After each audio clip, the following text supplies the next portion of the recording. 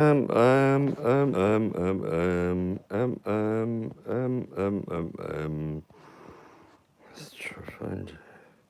Okay. It's a good green screen to have, I think. Absolutely livid today. Absolutely livid. Um, my missus is ill, woman flu. Yeah, and the point is, I'll end up with man flu, which is proper flu, after she's given up her shit, and I'll get shit either way. I can't look after her well, and then she'll be moaning that I need looking after, and yeah, it's the same every year. But yeah, so I'm quite livid. That's the word of the day. This was Teddy. I posted a video of Teddy. Oh no! Hmm. I posted a video of Teddy, and she got 1,400 views. So if people are buying me views, please do not, because you get my channel will shut down. I'm not buying views, but Teddy amazingly gets. She's been getting over 200 views a video on her Teddy training, which is like, yeah. And my missus saying, why you? What do you mean you want to give her a whimsy now? I'm like, yeah, well, I need to post a video. So I feel like I'm exploiting Teddy in a way, but I pay for her food, so you know, swings and jumps and roundabouts. How is everyone? I can't see anything on here. That's a stupid green screen. I can't see how many people are here or whatever. That's the worst. Is anyone here? Just say hi, bye. It really doesn't matter. I just got bored. I just got thrown out. I went in to see with Mrs. and my dog in the house, and thought, I made a lemsip, as you do. Lemsip is like a medicinal type drink that you give to your, you just drink when you're ill with the cold. Um, oh, hang on. Oh, I think there is. Hey, Q Bob is in here. Hey, you alright? Oh, that 70s chick is here. That live I accidentally deleted the other day, that 70s chick, by the way. What was my point? I was saying, yeah, anyway, I made her a lemsip, right? And just because I was leaning on her legs, trying to give Teddy a stroke, not a stroke like a stroking Teddy's head, going, oh, Teddy, you little, because she's in there watching Harry Potter and everything, and it's like, and Teddy thinks now she thinks not only a velociraptor but also a magician. So she's been doing spells all night. But anyway, my missus got pissed off at me and threw me out. So that's why I'm livid. And I got a glass of water, for fuck's sake. Do you know what I mean? Hey, open warfare. I don't know why my voice goes weird when I say hey to people. Hey, open warfare.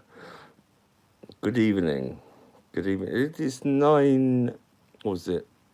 9:41 here. Quarter to 10 p.m. 21:45. Has anyone done anything exciting today? Um, I haven't. I'm waiting to not get ill, but we'll see what happens with that. Any questions?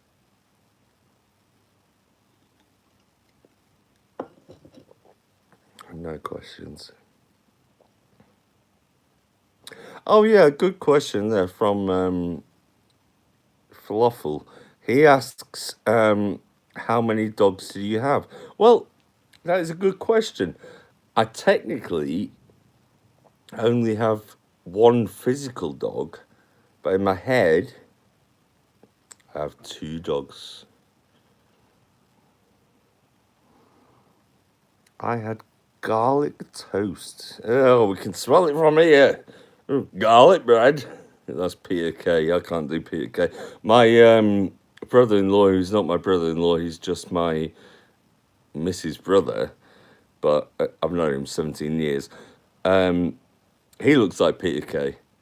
Garlic bread. I can't do that. My impressions were like Michael K. Don't blow those bloody doors off. Oh, and what did someone put? I saw in a chat the other day. Someone put about how to pronounce Michael Caine trying to do an accent, and you say Michael Cocaine, Cocaine, Michael Cocaine. Oh, I don't know. I can't remember now because it was a few days ago. It's not funny. It's not going to enhance your life in any way, but it's words said, and you can take them how you feel.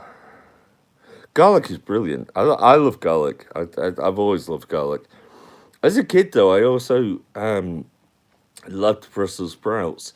So I used to eat bowls of Brussels sprouts, like cooked Brussels sprouts. I'm not a heathen. Um, Although I had a mate at school, like junior school, who ate raw potato, which is fucking weird to me. I know some people do, and actually people do that, but fuck me, no, horrible. Um, Auburn, I went off them for a while, but the sprouts, I like them.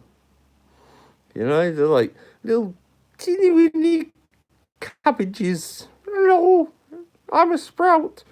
I'm a cabbage.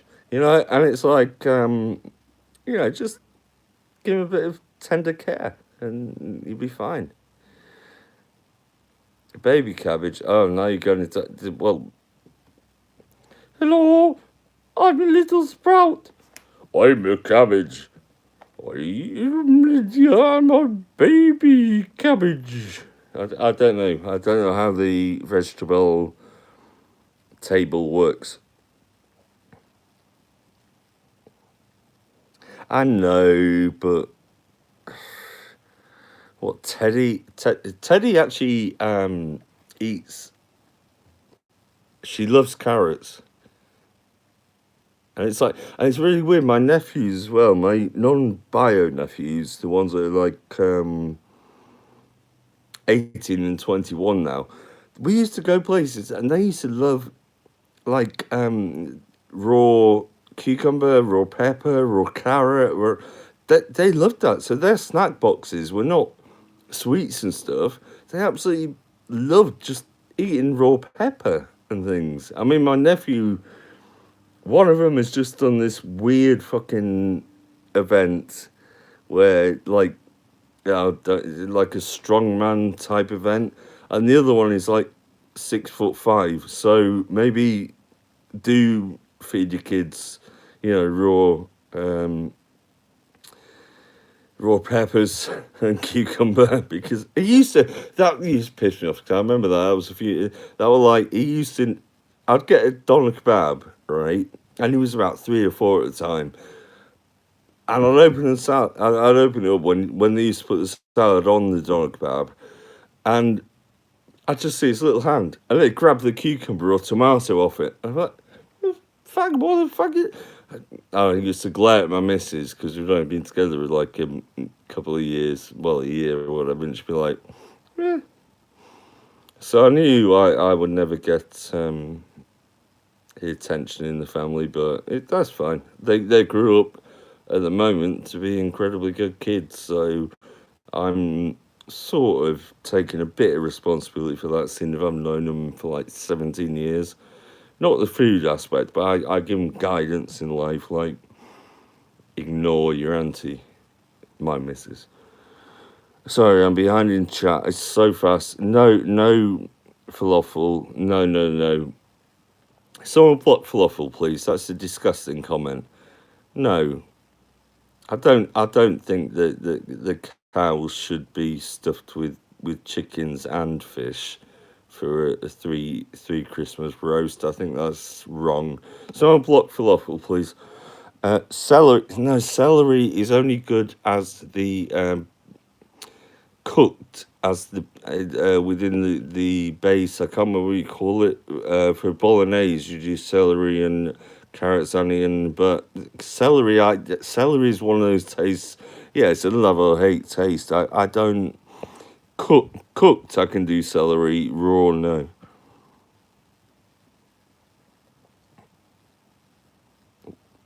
That 70s chick. We grew cucumbers this summer. Had too many. We can't eat that many cucumbers. We should have made pickles. Well, shoulda, coulda, isn't it? It's life. I mean, that's one of those decisions in life you have to deal with. Unfortunately, you should have made pickles, but you didn't. So how? I mean, that's your own karma, love. Hodges Hulk. Hi, Hodges Hulk. Ignore your auntie. Their auntie, yeah, that's fucking my missus. Their auntie, bio auntie, yeah, ignore her. Hey, Wendy Blank, how are you? Never have too many. No, Wendy, the point was not about can never have too many cucumbers, pickles, pickles, pickles. The point was that they never pickled them. So there was no pickles. There were too many cucumbers and not enough pickles, which is something that happens to many people in life, um, both metaphorically and literally. It's part of geopolitics. I'm afraid. Cucumbers, pickles. That's how it happens.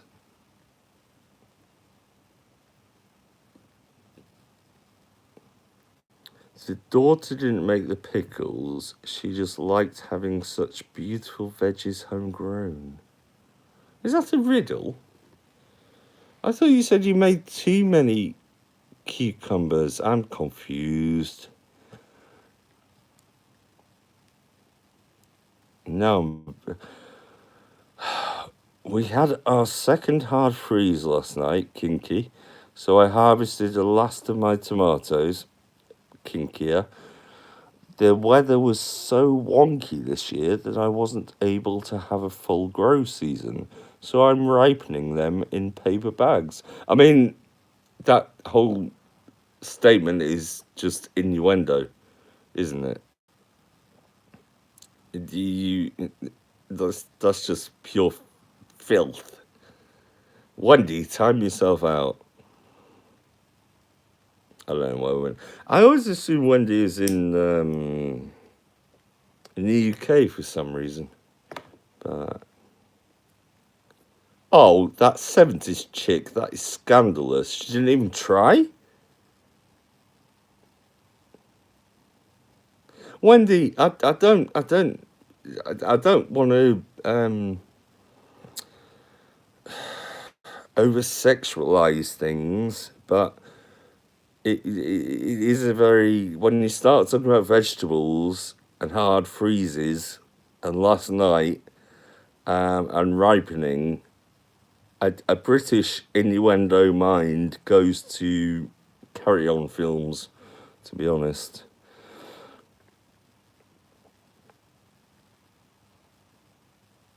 well, I used to manage allotments as part of a job actually. I managed 8 allotments, 7 allotments in my area. I was probably the only person in my position that managed allotments ever.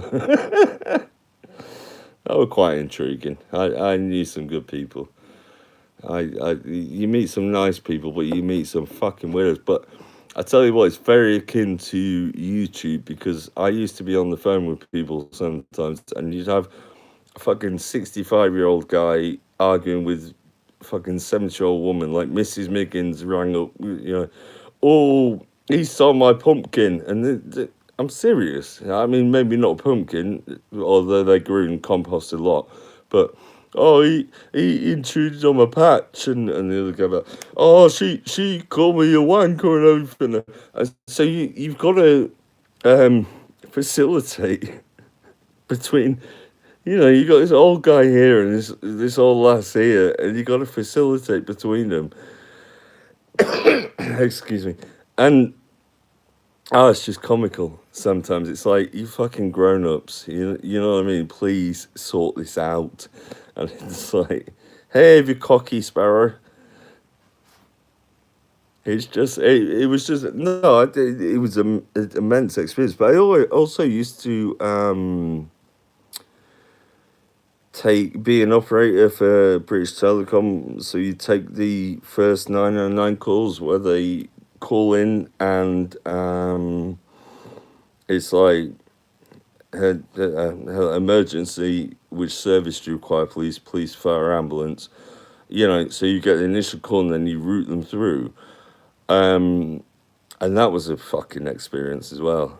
Not just 909 calls. Some of the craziest calls were on the just the 100, the 101 and 105 international directory shit. It was funny. It was not funny. Sometimes it was fucking tragic. Sometimes if you had to stay, there was certain times you had to stay on the call, so you route the call through to say the police, but they've requested ambulance as well. Even though the police are going to call the ambulance, you still have to, as the operator, stay on the call and make sure it's after the police are finished, you reroute it to the ambulance, for instance. So you have to sit there and listen to the entire police call, 999 call, and yeah, it was. I tell you what, it was a good job, but you got to stay vigilant. I mean, I shouldn't have told a kid one time because people down 999 by accident. I told the 3-year-old to get his mummy and put the phone down or get arrested. They recorded that call obviously and played it back to me. I was still world class operator 3 times in a row. It was a prize thing. Sorry, comments. They say it's one of the toughest jobs. It's fucking hard. It's not. You gotta have empathy. There was a case.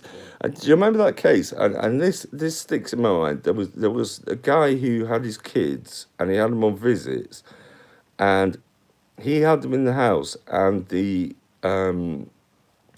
social worker turned up and she rang the dispatch and said, look, he's not letting me in the house. And he or she, I can't remember which, was a sarcastic fucker. Um, and he ended up blowing up the house and with the 2 kids in it. I used to watch that television program, Dramatization of 999 Calls. It was the ambulance service, so I think is what mostly it was about. I watched the program through YouTube. I enjoyed it. Wendy, when I used to have to connect through to London Ambulance Service, because we'd work, you connect into various departments. Sometimes before they're even connected to the ambulance service, as myself, as the operator, or before they're connected through to any service, police, fire, whatever, if it's not connected straight away, you have to try and keep them going. And London Ambulance Service had delays just to get through to the ambulance service main person of 30 minutes at times, an hour at times, I remember. So if you really thought it was an emergency, your responsibility was to alert the manager who would go on a direct line through and get it rerouted. It was intriguing. My Ava says my daughter is starting a program for us. I'm worried she's fragile a bit. What do you mean? Why be worried? That's how you learn, isn't it? I'm a fragile soul, but I dealt with it. It's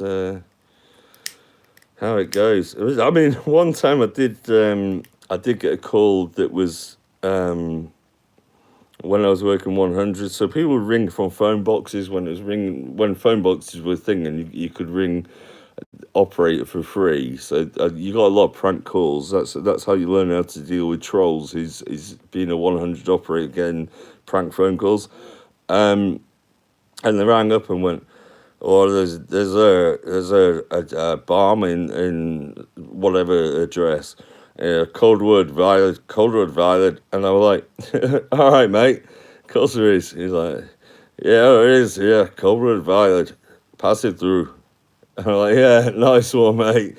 And then a couple of seconds later, I was like, oh shit, I know what the IRA about. And so I passed it through to the police. But they had to hear me taking the piss out of this guy, thinking it was a hoax. But it wasn't a hoax. So that was amusing. So yeah, it's swings and roundabouts. Really, that doesn't even make any sense. Um, it seemed very chaotic, that's for sure. And they shared that sometimes they fake calls about people hanging from trees, and they still have to send services out, even for hoaxes. Well, there's lots of hoaxes. There's lots of shit goes on. It's fucking interesting. I mean, times have changed. I worked when I worked in operate. That was what, fucking hell, over 20 years ago. Do you know what I mean? It's times have changed. Of course, they've changed. I'm glad I am. I'm glad I existed. I'm glad I was born when I was, and got to experience the evolution, if you will call it evolution. I don't know, of technology, and rather than just being in a convenient society, not knowing where things came from. If that makes any sense, I don't know if it does. It's just there's a lot of take for granted, no consequence type behavior these days in the world, and a lot of the intrinsic issues like genocides in Africa, for instance, and South America are literally ignored, which I think is appalling. But I think we also obviously feel it's more appalling because we're watching a crama sector where it is all just fucking drama. Do you know what I mean? I take none of it that seriously. I take abusing families and the vulnerable seriously. That's the sort of aspect I am in. Oh God, loads of comments. Hang on. 70s chick. My grandson just came home from the park crying because he said everyone was cheating at tag because he is always said to be it. Boo hoo. I thought he was hit physically. Oh, get you. Yeah. Harden up. Wendy, it makes sense to me because I've reached the point of let it all go away and I'll still be okay. But there's a generation what would fall to pieces mentally without technology. Yeah, it's it's a difficult one because I weirdly I grew up around the advent of technology because my uncle had a software house, but those who that we're talking 1980s, but I am so glad I was born when I was, and also had the surrounding that I was in, including the cultures I was surrounded by, because that's another important thing.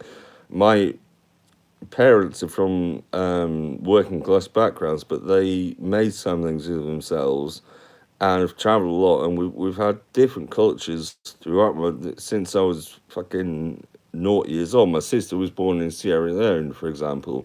Lucky bitch, I was born in fucking Cleethorpes. So yeah, but you know what I mean. I'm glad I got exposed to a lot of the culture, and I would hate to be born this day and age. It's really weird seeing my nieces and nephews because I would never inflict my genes on a child. I decided I didn't want kids a long time ago, but having nieces and nephews is lovely because you can have them back, and it's just seeing them grow and their experiences and how they navigate life is yeah, it's a curious thing. Comments. Read that.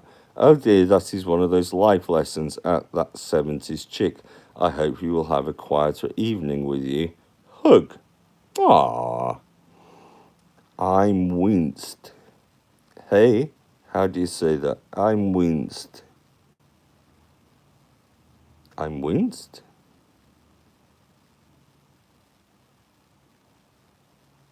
I thought I recognised the avatar, but I'm on a phone and it's very, very, very small. How are you, Miss Lee, my beautiful? One of the nicest people on the streets, by the way. Just saying. It's a personal opinion, but it's my opinion. She's a beautiful, like that thing, lady, woman. I don't know. Any more questions, or I'll probably get off and go lament about how poor the world is in 2025 compared to how it should be.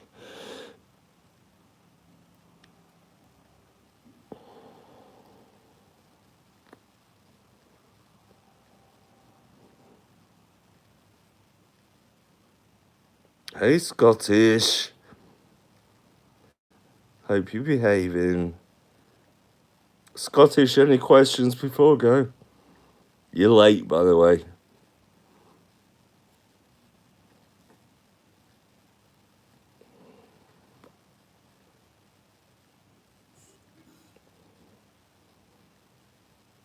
No.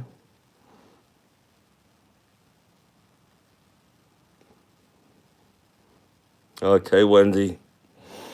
That's good advice. You all, right, my last message to you all is, hey, Charlotte, my last message to you all is just be kind and try protect anyone more vulnerable than yourself in life. And never be the bystander. Always risk embarrassment, because embarrassment costs nothing, lives do. That's my advice. How do you end?